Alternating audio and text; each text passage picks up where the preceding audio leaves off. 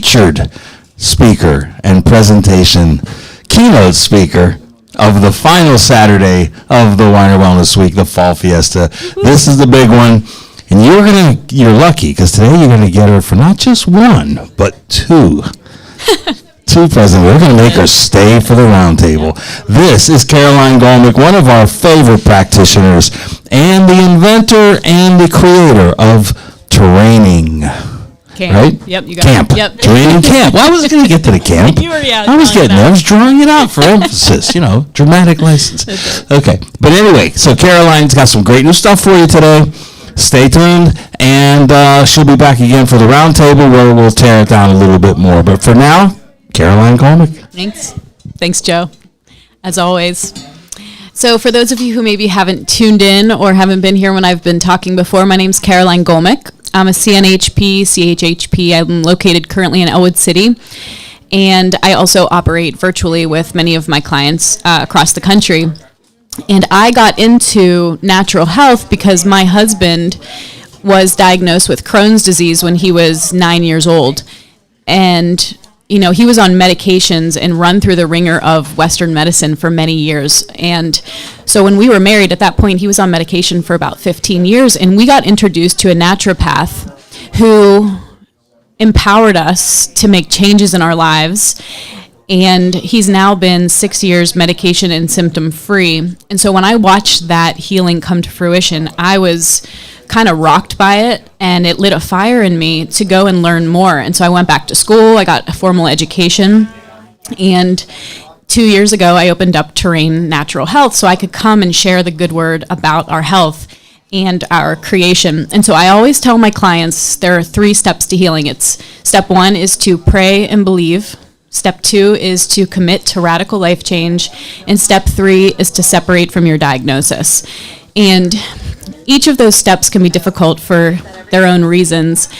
But what I found is step 3, the separation from your diagnosis, is often the most difficult, because when you've been wearing a sickness for many years, or you've been walking through life with aches and pains and digestive distress and skin issues, and that's all you've known, it becomes very hard for you to believe that you can live in any other way. And so I'm here as a reminder to say, you are well made. You were created by the creator of the universe, of the galaxy, and so you were created with the means within your system to heal when you get the support that you need.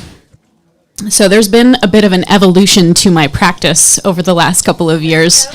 So, with my clients, I do talk about things like nutrition, drinking enough water, supplementing your deficiencies, supporting your detox pathways. But what has really become of passion to me in the last year has been a focus in on how emotional events and stressors in our lives can manifest physically in our bodies. And so today I'm really excited to talk to you about German New Medicine. And so for anybody here that has never heard of German New Medicine, I'm going to break it down for you and introduce it to you. And if anyone has questions at the end, I'd be more than happy to chat about them with you. And if you're watching online, please leave questions in the comments and I can address them at the end. Okay, so a question we have to ask ourselves first and foremost is, do we believe that we were created by a creator, or do we believe that we were born riddled with error, basically an accident? And so if you fall in the realm of believing that we were created, then again, we come back to that. I always like to bring it back to truth, which is, for me, scripture in the Bible, which is that we were fearfully and wonderfully made by the creator of all things. And so that means that you were created with awe and reverence. And within your system, the way that your mind and your body and your spirit is connected is so intertwined that when one of those 3 is affected, it affects the whole system. And we'll break that down a little bit more today. I just want to continue to encourage you throughout our conversation today that you are not the exception to that statement that you are well made. So even though you may have been going through life feeling very sick a lot of the time, That was not your design or intention. You are designed to walk through life feeling good and actually walking through life without having to think about yourself all the time. Not having to wake up in the morning and say, oh, how's my back feeling today? How's my head? How's my neck? I can't leave the house because I haven't gone to the bathroom yet. I haven't been able to clear my bowels. That's not what we were intended for, because that takes us away from what we were really created to go and do, pursue our passions and what God's put on our heart. So everything that your body does is a meaningful adaptation. So when you have something that Western medicine has historically called a symptom of sickness or disease, what that actually means is your system is making an adaptation to a stressor in a way to help you survive. So when we can start looking at our symptoms in this way, it totally takes the fear out of what's wrong with me. I'm broken. I'm never going to feel good. And you can start looking at yourself analytically and take off your symptom and start looking at it and say, what's going on here? Why does my system continually need to adapt in a way that I feel like I can't have a full bowel movement? Or I feel like everything I eat bloats me? Or why is my system adapting in a way that my skin is always having rashing or eczema or psoriasis or something like that? And so in comes the introduction of German New Medicine.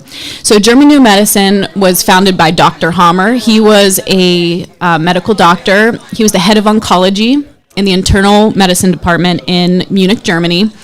And his son was actually murdered. And his son died in his arms, and several months later, he developed testicular cancer. And so he looked at this, and he thought, the only thing that's changed in my life and my lifestyle is this very stressful period that I went through because of my son. And so what he did was, he went around to all of his patients in his oncology department who had a testicular cancer diagnosis and asked them, what's been going on in your life? And he found that 100% of them had experienced the perceived loss of a child in the months leading up to their diagnosis. So that could mean death of a child. It could be loss of a child through divorce. It could be a child moving far away unexpectedly. It could be the loss of a pet, because some consider their pet to be their child.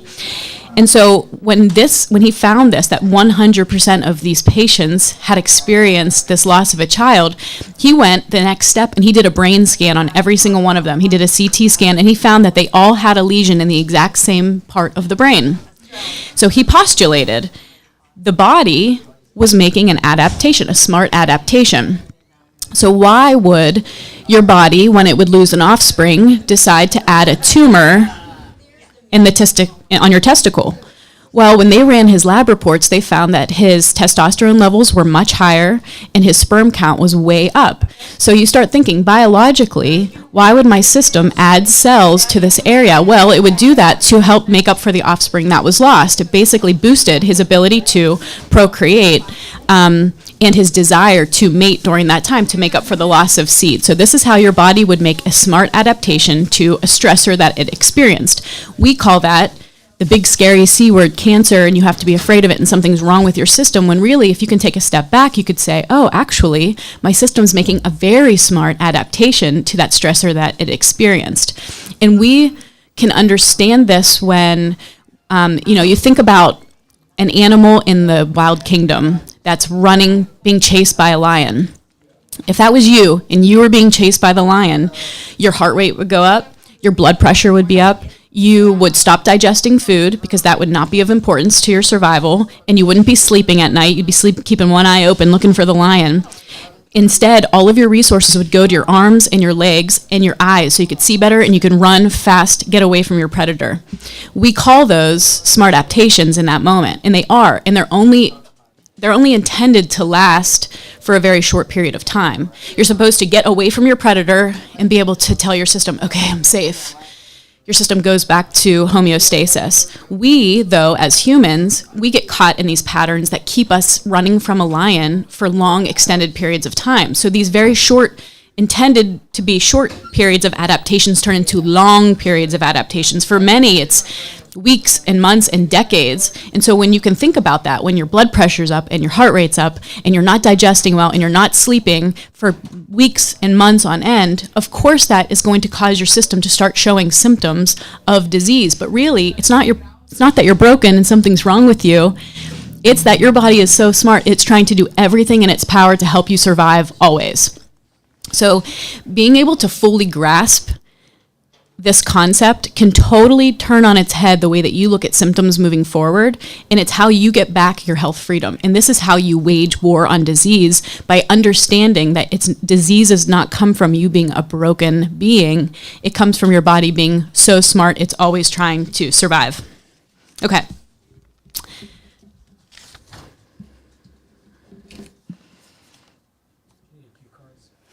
Yes, please. Somebody hold up some cards for me. Okay, so what I want to talk about.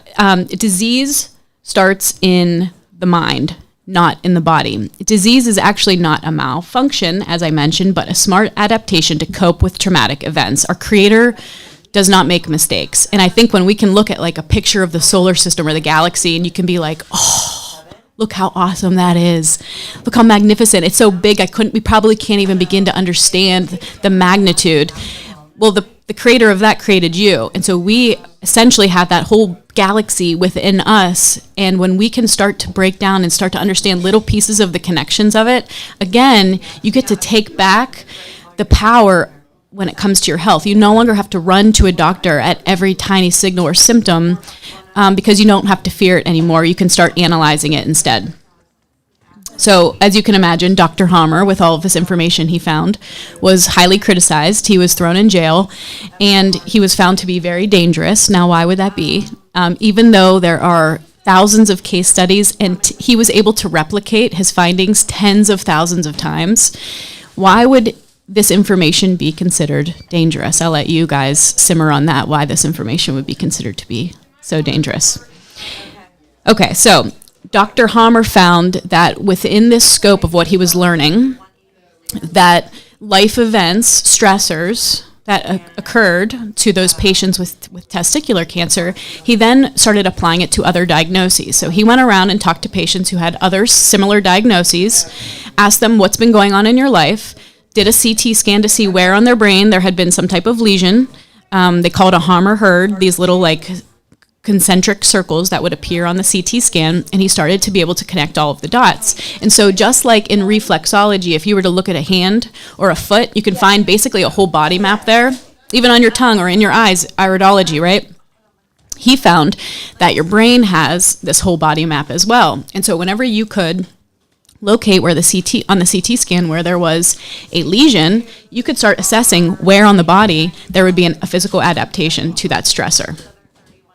All right, so we're going to break down. He found that there were 5 biological laws. That means it's not a theory. He found it over and over and over and over again and was able to replicate it over and over again. And it was the same no matter who he talked to and who he applied it to and where he looked on the CT scan. It was always going to be the same. So I'm going to talk about 3 of those 5 biological laws today. So the first biological law is that every disease originates from a biological special program, which means it meets 3 criteria: that you first had an unexpected, emotionally distressing, isolating event happen. So I'll say that again. It comes from an unexpected, your system basically getting caught off guard, unexpected, emotionally distressing, isolating event. And this shocking event will simultaneously affect your psyche, your brain, and then the corresponding organ system depending on where on the brain that swelling occurred. Is anybody as fascinated and interested as I am right now? Phil, thank you. One of my clients is here. He's already heard all of this out of me before. Okay, so the content of the conflict determines which organ will be affected and from which area of the brain it will be controlled.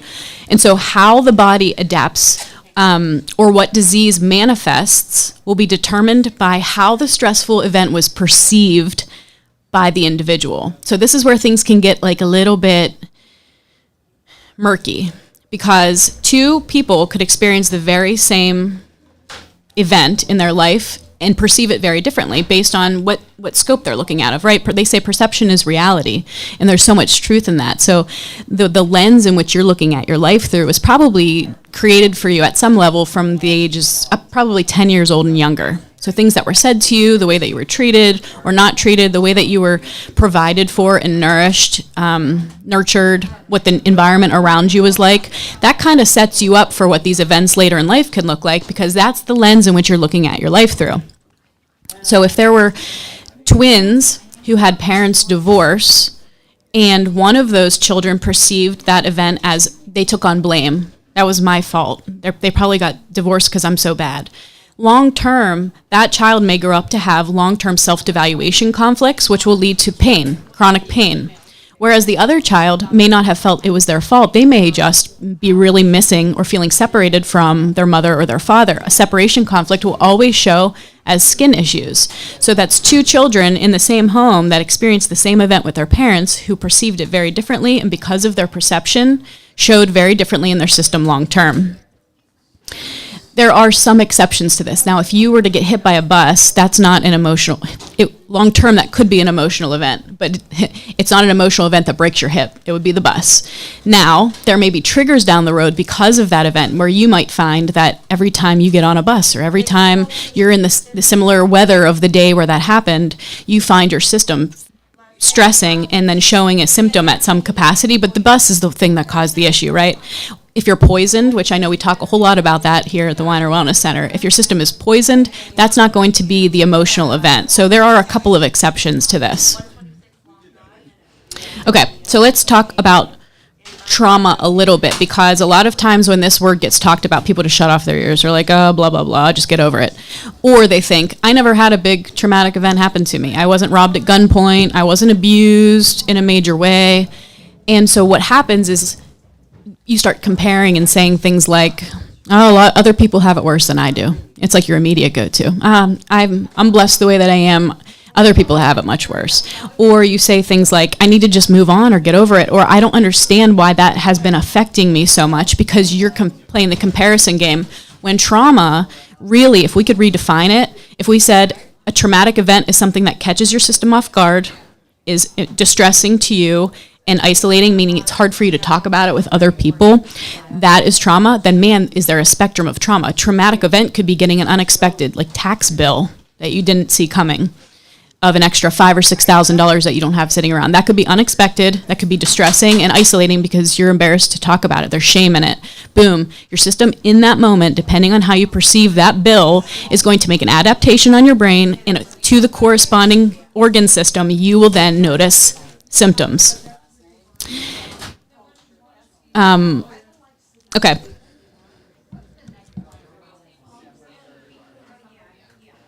Okay, I worked through all that. So this is something that I've been evolving my practice into. Instead of just the physical component of your health, I've been majorly adding in this emotional component. So as I'm talking, if anyone out there is listening and you have any interest, you can go on my website, and I have an option for a discovery call where we can talk through to see if we're even a good fit to dive deeper into this. Or if you're listening and you're like, this really resonates, I have some of this going on. I have chronic issues that seem to have come out of nowhere, or that they come and they go, and then they come and they go, or no matter what I do, I just don't feel better. So that's why I started diving into this, is because I would have clients who, they were eating the right foods, they were drinking their water, they were taking their supplements, they were supporting their detox pathways, they were trying to get rest and move their body, yet they could not break through to the other side of the healing that's available to all of us. And I started noticing it's this emotional component that's missing that we're not diving into. Excuse me. So if there's anything here that resonates with you as I'm chatting, go check out my website. It's terrainnaturalhealth.com, and you can either schedule a discovery call or a breakthrough call where we can sit down and actually dive into some of this with you. Okay, so I mentioned the fight or flight, the purpose of fight or flight, right? We call those smart adaptations. Now, I want to break down another side of that for you. So when we are working out in the gym, we are creating micro tears in our muscle, right? So the purpose of lifting the heavy weights, during the process, you're not going to feel the pain. When do we feel the pain of a workout?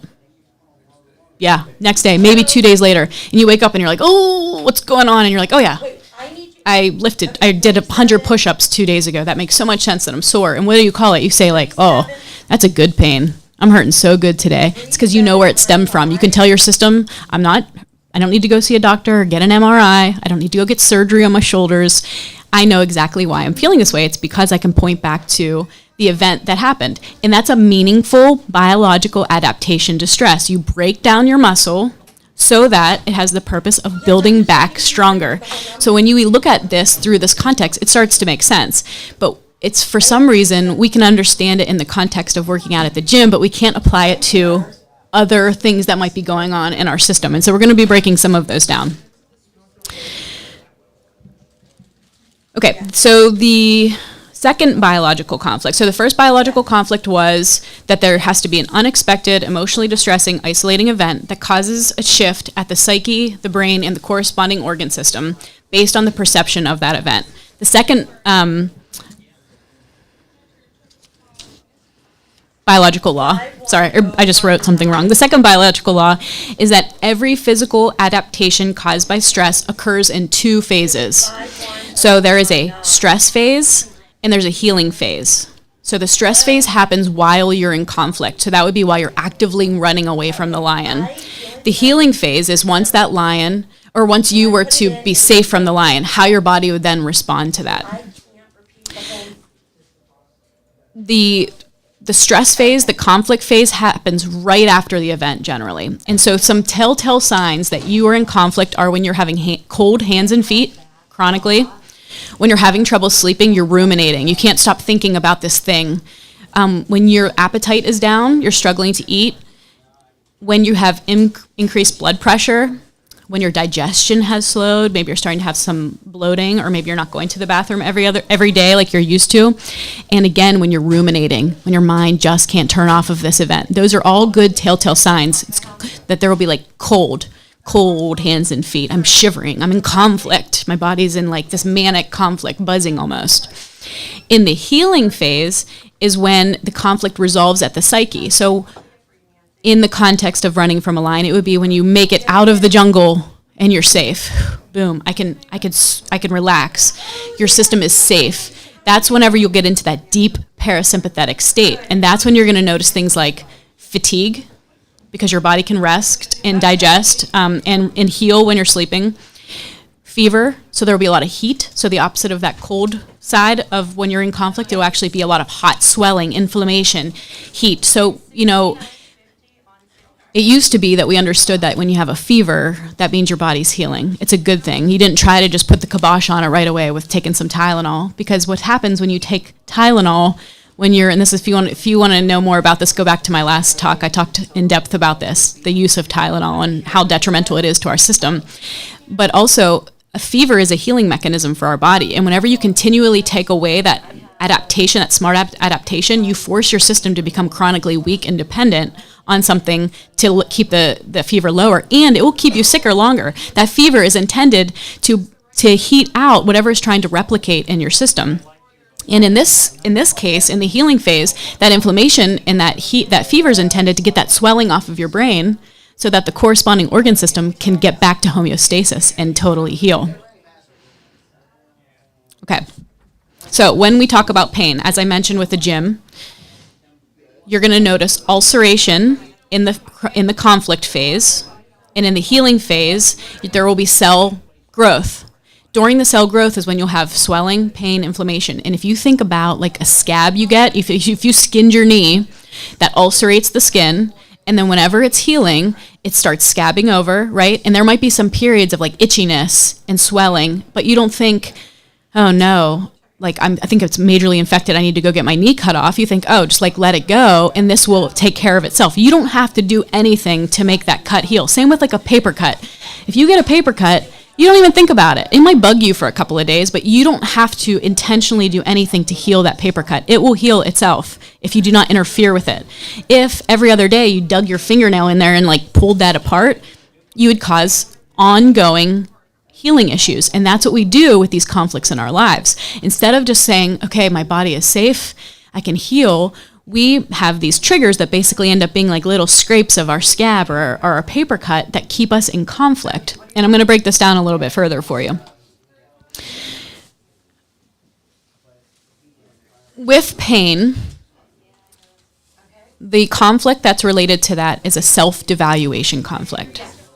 So anytime there's pain, there will be a self-devaluation before that. Unexpected, emotionally distressing, isolating event that made you feel like I'm not good enough at some capacity. So in different areas of your body will indicate different perceptions of that. So your feet might be like, I'm not agile enough. I wasn't quick enough to get away from something, either physically or figuratively. My knees, I couldn't get away. I couldn't run fast enough. My hips, I'm not strong enough to carry all of the weight of something that's burdening me right now. My lower back could be, I'm struggling to get support in some area, or I'm struggling to give support.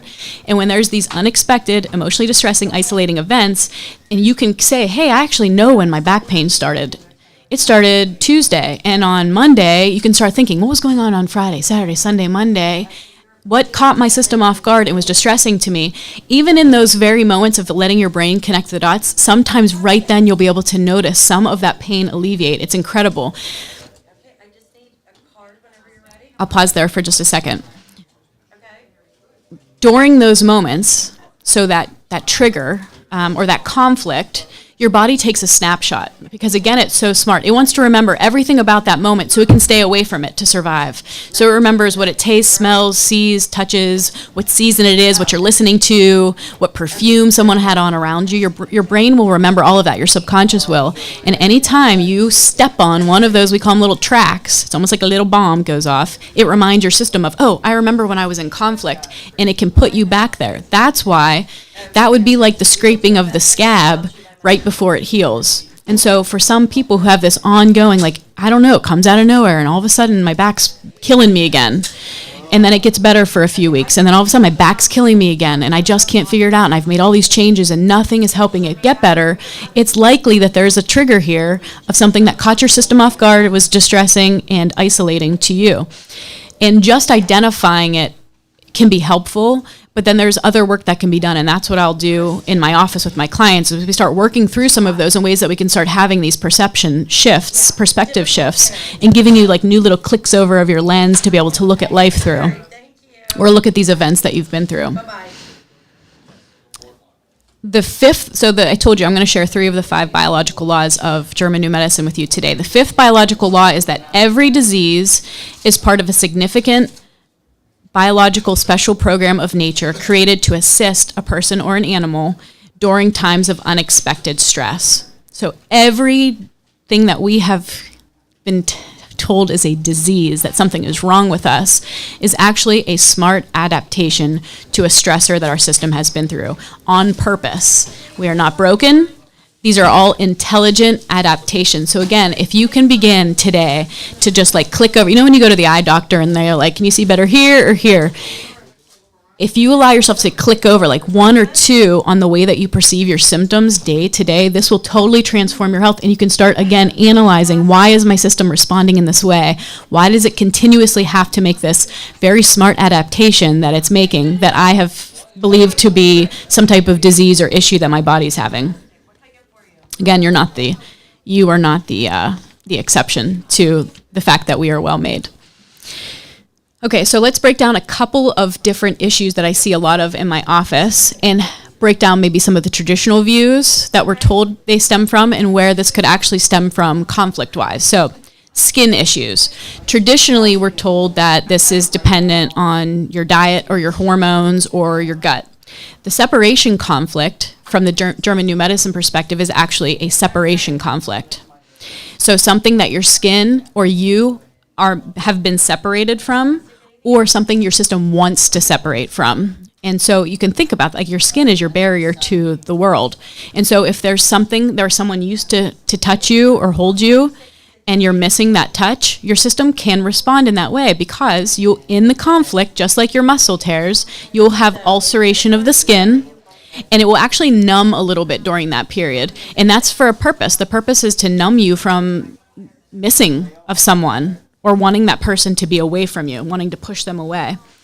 When you resolve that at the psyche and you heal from that conflict, your skin will have to grow back those cells, in which case you'll have pain, inflammation, swelling, hives, psoriasis, eczema, even herpes, things that, again, that we've been told long-term is a disease, something that you can catch and give to each other and be afraid of your neighbor and what they can give you.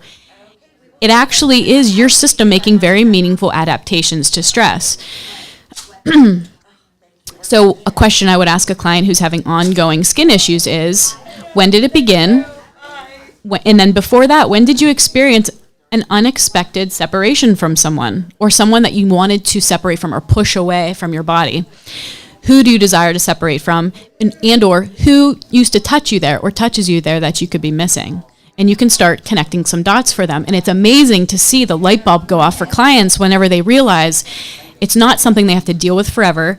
Nothing is wrong with them. And it's not because they ate that bagel 4 weeks ago on a Sunday that they feel like set their whole system a tizzy. Like our system is designed to deal with crappy food from time to time. And you don't have to be perfect in your eating. We do need to eat enough real food for our biological system to function well. But so often we put all of our focus there and we think, if I could just eat enough, and I could just eat enough of the right thing, and if I just stay away from all the bad stuff, then my body will heal. When really, what if it's nothing to do with that food at all, but instead these events that your system has been through that you haven't allowed to unfold because you think someone's got it worse than I do? And just allowing your brain to connect the dots can be helpful. The second one I see a lot of in the office is weight issues. People who struggle to lose weight no matter what they do. They're eating the right thing. Again, they're supplementing well. They're drinking their water. They're moving their body every single day, and they just can't seem to lose weight. And they think it's traditionally because of their diet, calories in versus calories out. Maybe it's because I'm in menopause.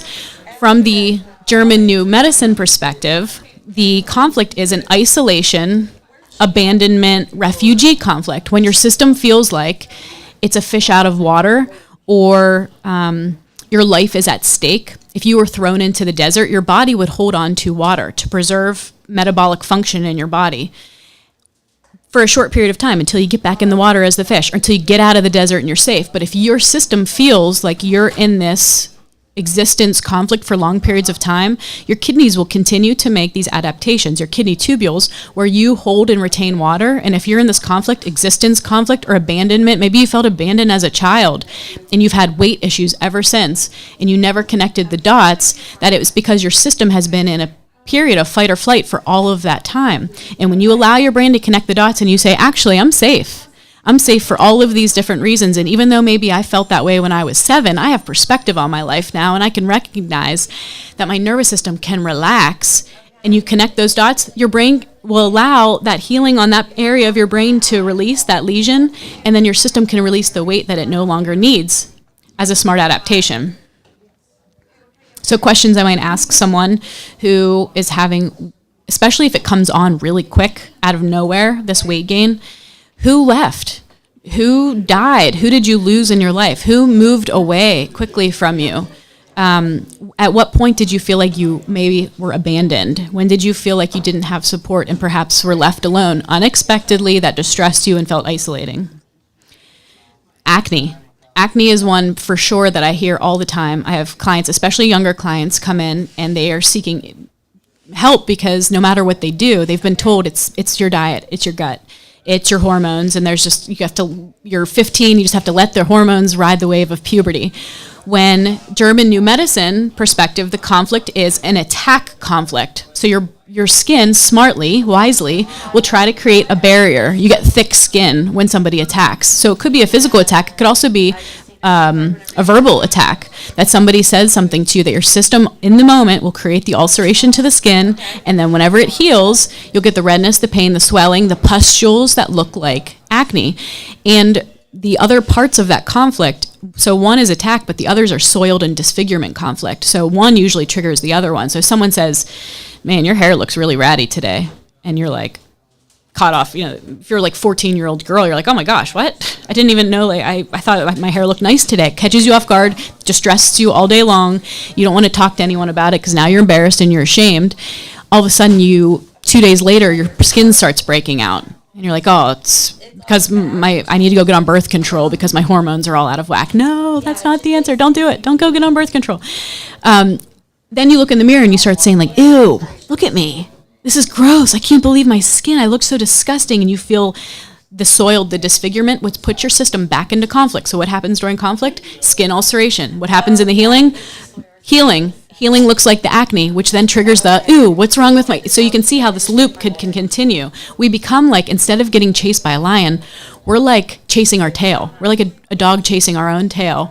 So we're actually the one doing the chasing all the time. And how do you get a dog to stop? You have to be like, hey, shake them. You gotta like get him, snap them out of it. So sometimes we have to do this to ourselves when we get caught in these cycles.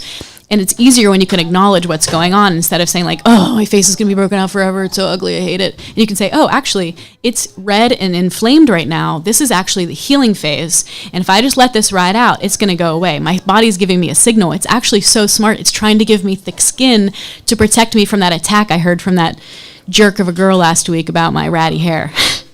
Everybody tracking with me here? Yeah, okay, great. Okay, so a major one that I see in my office is digestive distress. Issues with bowel movements, pain, cramping, diarrhea, constipation, back and forth, IBS types of issues. And traditionally, we're told that has everything to do with your diet, your gut health, and in this realm, we do allow the idea of stress to play a role. From a German New Medicine perspective, the conflict is an indigestible morsel conflict.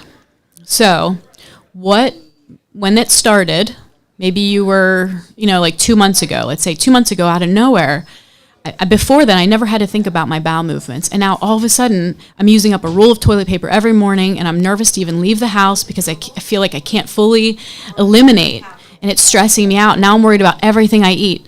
What I would ask that person is, okay, 2 months ago, before then, what felt indigestible to you?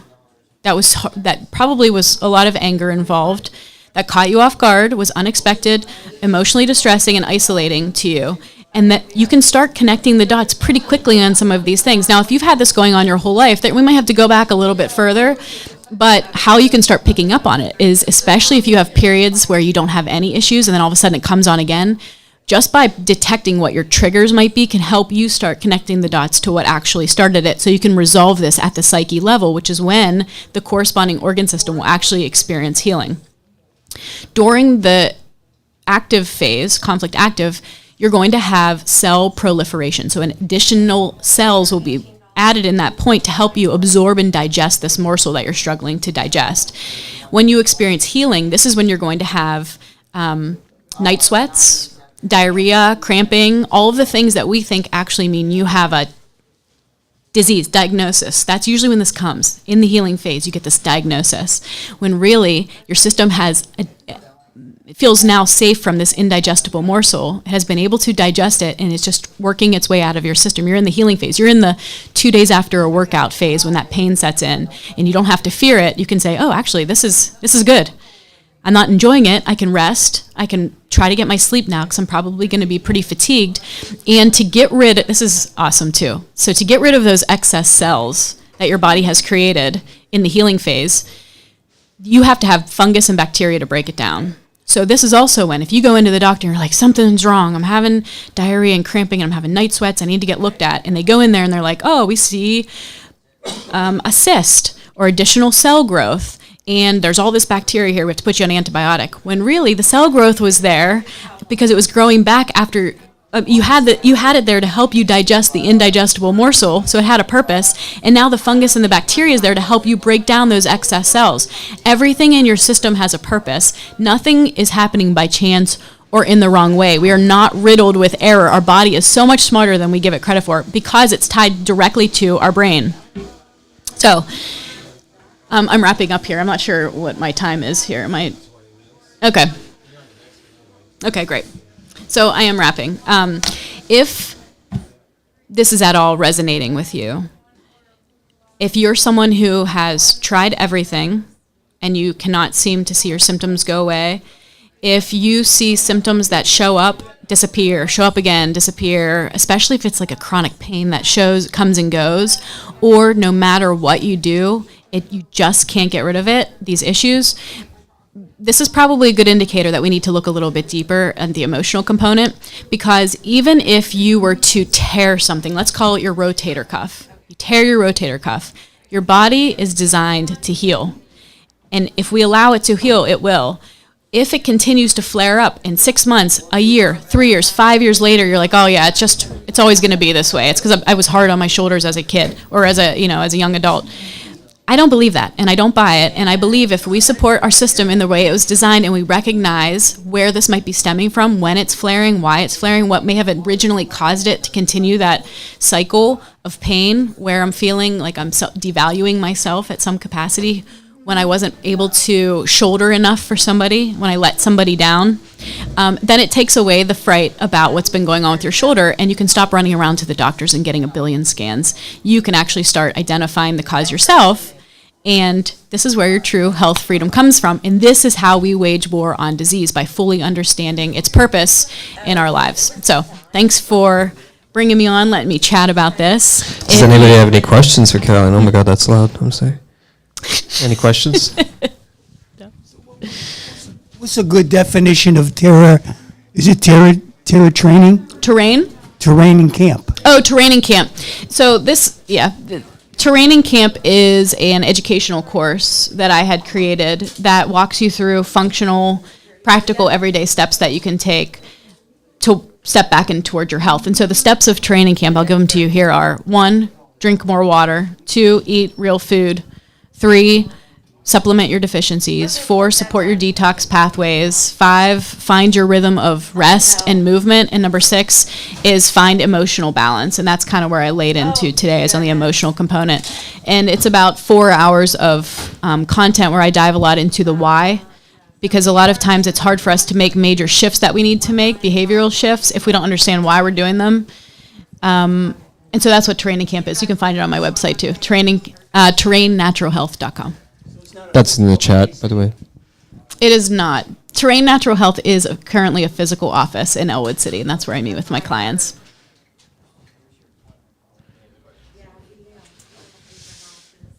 Thanks, Phil. You're welcome. Thank you. One more time.